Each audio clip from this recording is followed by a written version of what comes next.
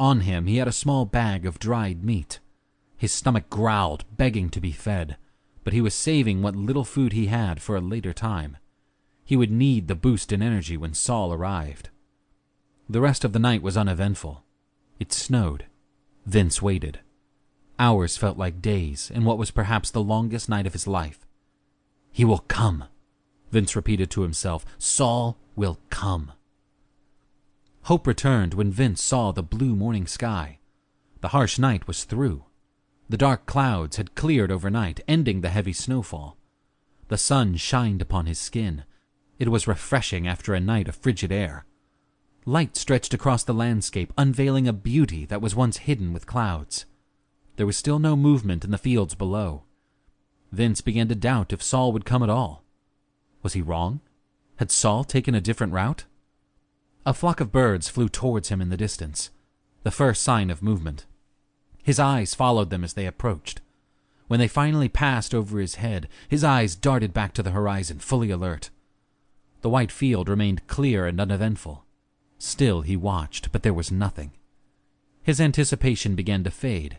Maybe Saul was not coming after all. Something emerged in the distance. Vince strained his vision. He could see the top of a wool hat bobbing up and down as the man wearing it walked towards him. A face slowly revealed itself. White, bushy eyebrows, wrinkled cheeks, long, crooked nose. Vince hadn't seen Saul in a long time, but he immediately recognized him. He looked weak, old, and fragile. Not at all what he expected, but it was most definitely him. His heart rose to a pounding thump. No more waiting. He needed to get ready. From his bag he removed the dried meat and stuffed it in his mouth. He ran over the remains of the campfire and scattered the coals, covering them with snow. As he trotted back, the ice shifted. He stopped. Very carefully, he shifted his weight back and forth. It seemed stable enough. He tiptoed back to peer off the ledge.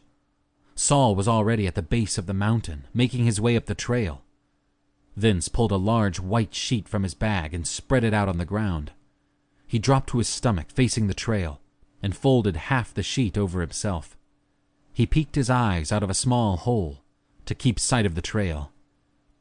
Every muscle was tense, but he remained calm and still. He was a good distance from the trail, and he was well concealed. The overnight snowfall had covered his footprints. He was completely hidden to anyone passing by. As he waited, he fought the urge to sleep, something far more challenging now that he was lying on the ground. His eyelids drooped, bounced up, then drooped again. He shook his head and focused. These next few moments were too important to sleep through. If Saul slipped by, people would die. It was as simple as that. But his body fought against him. After several days of no sleep, he finally gave in. He flinched awake. How much time had passed? It could have been hours or seconds, or anywhere in between. Did he miss Saul?